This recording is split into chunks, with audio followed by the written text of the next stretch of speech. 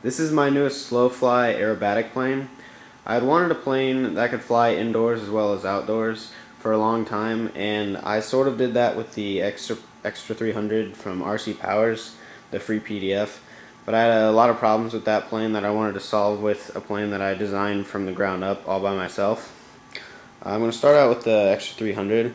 First off, the fuselage, particularly the tail section, was extremely flimsy and flexible, and when you would do a roll, the tail section would be about 45 degrees later than the wing.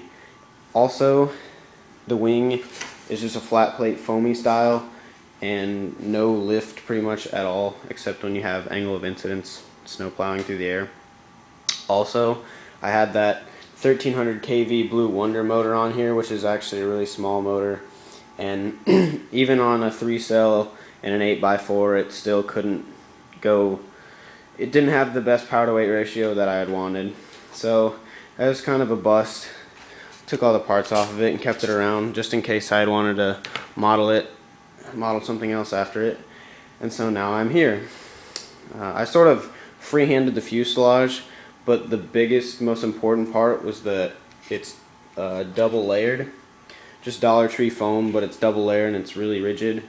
This side plate, there's actually two of them, that keeps it from flexing, and there's barely any flex in this tail section as opposed to that.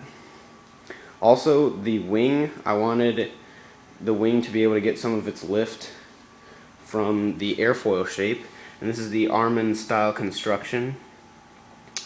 I got that technique from the Experimental Airlines guy, and it's a very good way to make wings that are very light.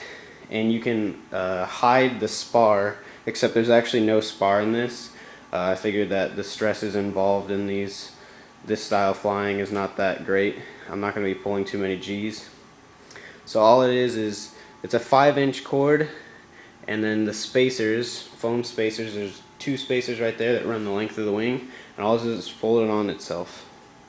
Compared to my old style of the ribbed wing, where it'd be a flat plate and a bunch of little ribs, and for this size of wing, a bunch of little ribs with a ton of hot glue is really impractical and pretty heavy actually. I actually stole the ailerons and the rudder off of this plane, same size ailerons, and I actually already went and flew it on its maiden flight yesterday since I didn't have a camera guy and I wanted to see how it flew. Flew absolutely perfectly. It fulfilled all of the things that I had wanted to improve upon this design, like getting lots of lift, being able to fly slow. I messed around with the CG for the battery, and actually let's get into the power system. This is a 1200 kV RC timer motor on a 10 by 4.7 prop. This usually runs on a 8x4 on a 3-cell, but I decided to keep the weight down to use a 2-cell and a larger prop, and that was the first time I ever done it. Yesterday, tested it out, it flew great. I did some aerobatics and the tail section didn't lag behind everything. Everything has good enough control authority, and I'm hoping to fly this indoors in a gym.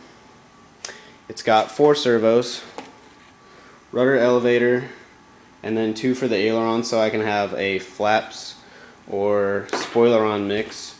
I actually tested both of those yesterday, and the spoiler-ons don't really help at all. It just kills the lift.